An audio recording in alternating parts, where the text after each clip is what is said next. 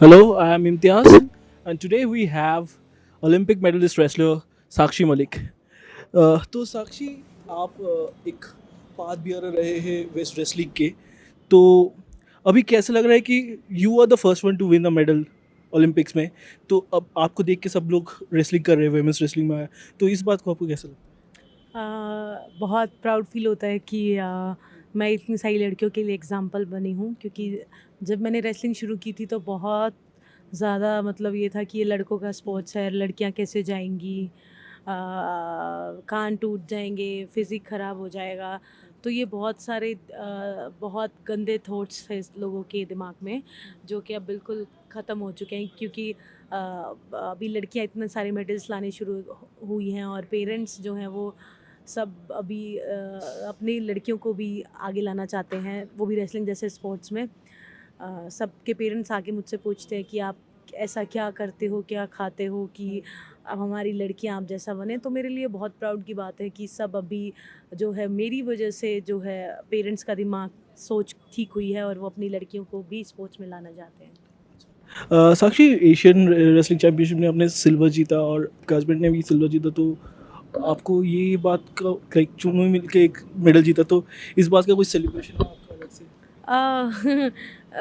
Celebration तो थोड़ा बहुत, क्योंकि मेडल कोई भी आए अच्छा लगता है, ये ऐसी कोई बात नहीं है। इससे पहले वाली एशिया में हम दोनों का ब्रॉन्ज था, जो कि चाइना में हुई थी, और अब की वाली एशिया में हम दोनों का सिल्वर है। तो काफ़ी सारे मेडल्स हैं कि जो उसका आता है उनका आता है, वो मेरा आता है, जो मेरा आता है फिर अगले दिन उनकी कुश्ती होती है तो वो उनका आता है। पता नहीं ऐसा क्या है। तो बहुत प्राउड की बात है कि एक ही घर में दो एशियन मेडल लेके आते हैं एक साथ में, जो कि बहुत रेयर है। तो बहुत अभी आपके कैटेगरी में, आपका पर्टिकुलर 60 कोड कैटेगरी है, कंपटीशन बहुत बढ़ गया है। लाइक अभी अंशु और सोनम सोनम खेल रही है। तो आपको क्या लग रहा है कि एशियन को लाइक अभी कोई चांस है लाइक ओलंपिक्स में? उम्मीद तो है कि चांस मिले, क्योंकि एशियन क्वालिफायर के लिए ट्रायल्स थी, और अभी एक वर्ल्ड क्वालिफायर भी बाकी है। मैं चाहूँगी उसमें ट्रायल्स हों और लास्ट वाला चांस जो है वो मुझे मिले। अच्छा, आपको कुछ लगता है कि आपका आफ्टर रियो मेडल, आपको आपका ट्रेजेक्टरी में कुछ क्या हुआ, चेंज क्या हुआ आपके मेडल मेडल जीतने के बाद?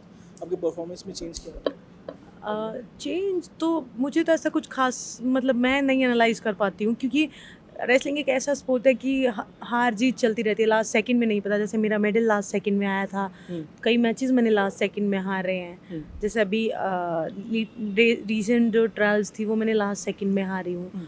तो ये सब चलता रहता है रेसलिंग में। कुछ ये मान लो लक का भी मैटर करता है कि अभी मुझे भगवान बोल रहा है कि और ज़्यादा मेहनत करो आप आगे जाने के लिए।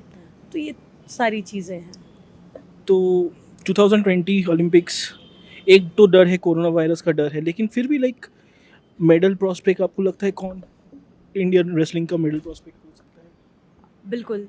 अब की बार हमारे रेसलिंग में बहुत ज़्यादा मेडल्स आने वाले हैं। जैसे कि अब की बार वर्ल्ड में ही हमने 4 जन ने मेडल के साथ क्वालिफाई किया है, जो कि पहली बार ऐसा हुआ है। वर्ल्ड में एक ही क्वालिफाई होता था बहुत मुश्किल से, उसके बाद आगे टूर्नामेंट्स थे होते हैं उनमें क्वालिफाई होता था। लेकिन अब की बार ऐसा हुआ है कि पहले ही क्वालिफिकेशन में हम इतने क्वालिफाई किया।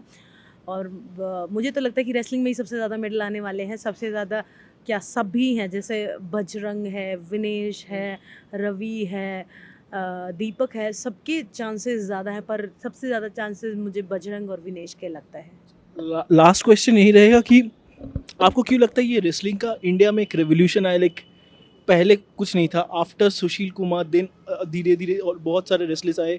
ये रेवोल्यूशन कैसे स्टार्ट हुआ? ये शुरू ऐसे ही हुआ देखते देखते, जैसे पहली बार लड़कों में योगेश्वर पहलवान जी और सुशील पहलवान जी ने क्वालिफाई किया। उनको देख के लड़कों को ये लगा कि अगर ये क्वालिफाई करके ओलंपिक्स में जा सकते हैं, 2004 की बात कर रही हूँ मैं, तो हम क्यों नहीं क्वालिफाई कर सकते। तो लड़कों के मन में ये आना शुरू हुआ। फिर मेडल आया मैं 8 में।